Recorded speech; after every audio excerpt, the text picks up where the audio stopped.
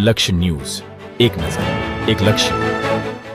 City of Niagara ફોલ્સના Canadian મેયરે જગદીશ ત્રિવેદીનું સન્માન કર્યું.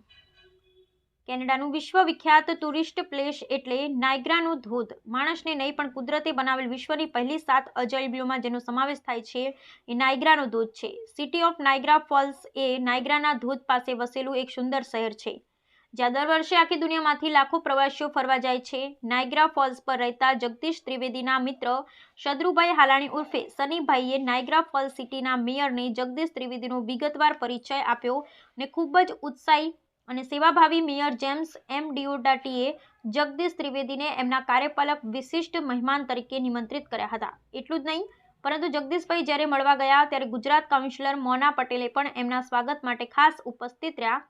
કેનેડિયન મેયરે પોતાનો હોદ્દો ભૂલી પોતાની ઓફિસની બહાર આવી ભેટી અને આવકાર આપ્યો. એમણે જગદીશ ત્રિવેદી જે પ્રમાણપત્ર આપ્યું એ પોતે વાંચી સંભળાવ્યું અને એમાં મનોરંજન, કળા અને સેવા ત્રણેય બાબતોને ખાસ બિરદાવી હતી. આ સાથે ફોટામાં મેયર ડિયોડાટી, કાઉન્સિલર મોના પટેલ, ભલામણ કરનાર મિત્ર સની હાલાણી અને ભારતથી આવેલ મિત્ર બાલકૃષ્ણ પટેલ જોવા મળે છે.